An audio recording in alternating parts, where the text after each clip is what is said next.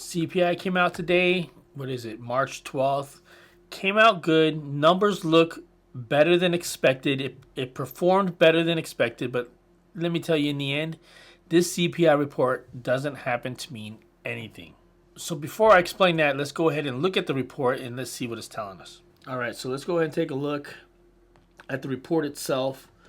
So this is actually a good thing. I mean, you're showing right here that CPI is 2.8%, down or up only 0.2.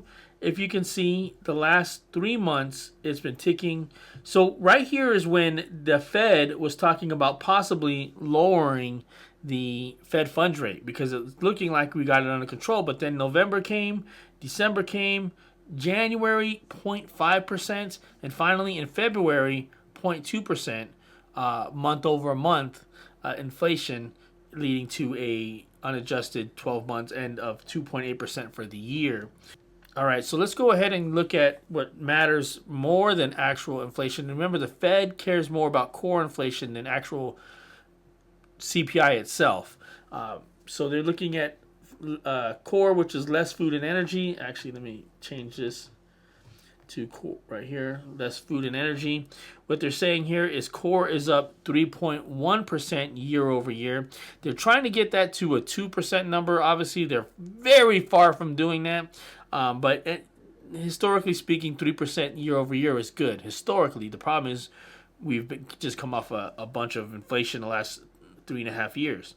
But the good thing to look at is this right here, 2%. Same thing. Phenomenal. If you guys take a look behind or before that, 0.4, this was okay, but still going. None of that looks good. But going down, that looks good. Now, to my surprise, new vehicles, right here, if you take a look at it, negative 0.3. Pretty impressive. I thought that number was going to be going up.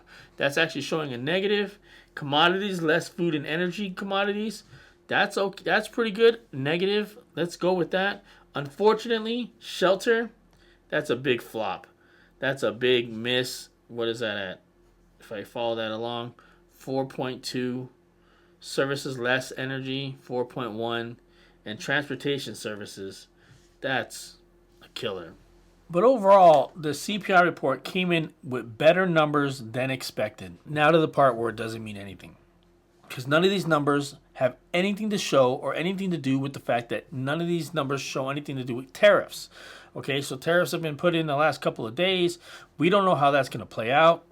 We don't know how much of this is bluff or real or how far it's going to get or how deep it's going to go. Is it going to last a couple of days? Is it going to last 6 months? Is it going to last 2 years? All of that is a ton of uncertainty. It has nothing to do with CPI right now. Because remember, let's say that they tax us or they tariff us an additional 10%. Well, that's got to be consumed by somebody. It's either the company for CPI or if it's us, the people, for PPI. Either way, somebody's going to absorb it, and then those numbers are likely to show, maybe not in the next CPI report, but probably the one right after that. Because even then, CPI, these tariffs sometimes take a while to take in place. Remember, it doesn't mean immediately we're going to see the new prices. Sometimes just because of the supply chain, items take longer than a couple of days for it to go from Canada to America or vice versa. So like we've been in the last, I don't know, since COVID, we're in uncharted territories right now. I can't remember a tariff war where we've just said, screw it, the rest of the world, we're doing a tariff war on all of you. Canada, China, Mexico, the EU, everyone gets some. I don't know if this is going to work in Donald Trump's favor, and I don't know if we're going to see the numbers look really bad next CPI or the CPI after, but this is uncharted territories. Buckle up, and if you like this Days of Our Lives drama, get ready for the ride.